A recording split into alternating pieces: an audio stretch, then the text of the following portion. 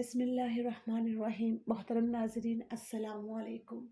حضرت داؤد علیہ السلام کے زمانے میں ایک ندار و بے نوا خاتون تھی۔ اس کے پاس جو تھوڑی بہت رقم تھی اس سے وہ اون یا روئی وغیرہ خرید کر اسے کاٹ کر اس کی اٹیاں بنایا کرتی تھی، پھر انتہائی سادگی کے ساتھ اسے بیچ کر اپنے اور اپنی فیملی کے اخراجات پورے کرتی تھی۔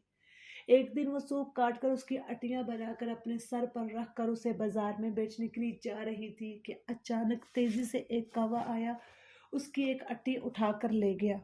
وہ بے سہارا خاتون بہت رنجیدہ ہوئی اور حیران و پریشان حضرت داؤد علیہ السلام کے پاس آئی، اپنے تنگ حالات بیان کیے اور کوے کے اٹی اٹھا کر لے جانے کا واقعہ بیان کرنے کے بعد عرض کیا، خدا کی عدالت کہاں ہے؟ حضرت داؤد علیہ السلام نے اسے فرمایا، ادھر بیٹھ جاؤ تاکہ تمہارے بارے میں فیصلہ کروں۔ ایک طرف یہ واقعہ پیش آیا اور دوسری طرف یہ ہوا کہ کچھ لوگ کشتی کے ذریعے دریا عبور کر رہے تھے۔ ان کی کشتی میں سوراخ ہو گیا اور پانی داخل ہو جانے سے کشتی کے ڈوب جانے کا خطرہ بڑھ گیا۔ ان لوگوں نے نظر مانی کہ اگر اس خطرے سے نجات مل گئی تو 1000 دینار کسی فقیر کو دیں گے۔ اللہ تعالیٰ نے ان پر لطف و کرم کیا اور اس کوے کی ڈیوٹی لگائی کہ وہ اس خاتون کی اٹی اٹھا کر کشتی میں لا پھینکے۔ کوے نے ایسا ہی کیا۔ ان لوگوں نے سود کی اس اٹی سے فائدہ اٹھایا، کشتی کا سوراخ اچھی طرح بند کیا اور ڈوبنے سے نجات پائی۔ جب وہ لوگ ساحل پر پہنچ گئے تو اپنی نظر ادا کرنے کے لیے سیدھے حضرت داؤد علیہ السلام کی خدمت میں حاضر ہوئے اور 1000 دینار حضرت داؤد علیہ السلام کی خدمت میں پیش کرتے ہوئے انہیں دریا سے نجات پانے کا پورا واقعہ تفصیل کے ساتھ سنایا۔ حضرت داؤد علیہ السلام نے اس خاتون کے سامنے خدا کی حکمت و عدالت بیان کی اور وہ 1000 دینار اسے دے دیے۔ وہ خاتون بہت خوش ہوئی اور سمجھ گئی خدا سے زیادہ کوئی بھی رحمان اور احسان کرنے والا کوئی نہیں ہے۔ حضرت داؤد علیہ السلام کے زمانے میں ایک شہوت پرست شخص لگاتار ایک خاتون کے پاس جاتا اور اسے منافع عفت کام کرنے پر مجبور کرتا تھا۔ اللہ تعالیٰ نے اس خاتون کے دل میں ایک بات ڈالی کہ اس شہوت پرست شخص سے کہے کہ تو جب بھی میرے پاس آتا ہے اس وقت ایک اجنبی شخص تیری بیوی کے پاس جاتا ہے۔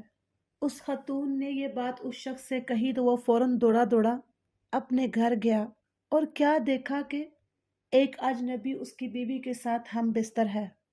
یہ ماجرا دیکھ کر وہ بہت پریشان ہوا، اس شخص کو پکڑا اور حضرت داؤد علیہ السلام کے پاس لے جا کر کہا، اے اللہ کے پیغمبر، میرے اوپر ایک ایسی مصیبت آئی ہے کہ جو کبھی کسی کے اوپر نہ آئی ہو۔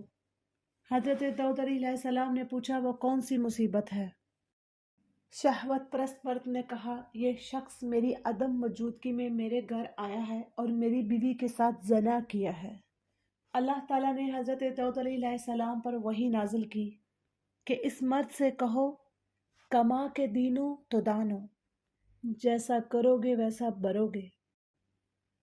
ایک دن حضرت داؤد علیہ السلام اپنے گھر میں بیٹھے ہوئے تھے۔ آپ علیہ السلام کے پاس ایک فقیر اور نوجوان پریشانی کی حالت میں بیٹھا ہوا تھا۔ یہ جوان حضرت داؤد علیہ السلام کے پاس بہت زیادہ آتا جاتا تھا اور بہت خاموش طبع تھا۔ ایک دن حضرت عزرائیل علیہ السلام جناب حضرت داؤد علیہ السلام کے پاس آئے اور گہری نگاہوں سے اس جوان کو دیکھا۔ جناب داؤد علیہ السلام نے حضرت عزرائیل علیہ السلام سے کہا، اس جوان کو کیوں دیکھ رہے ہیں؟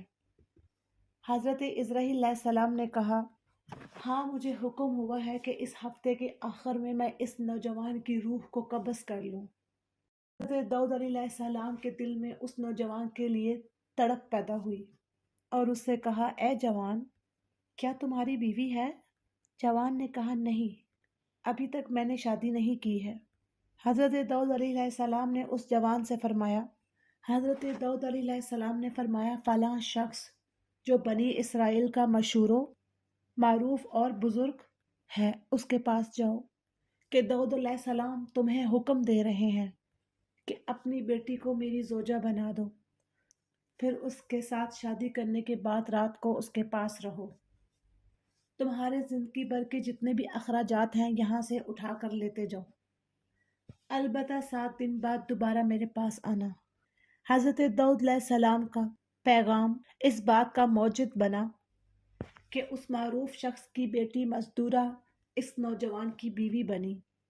اس جوان نے حضرت داؤد علیہ السلام کے حکم کے مطابق عمل کیا اور وہ 7 دن کے بعد دوبارہ حضرت داؤد علیہ السلام کے پاس آیا۔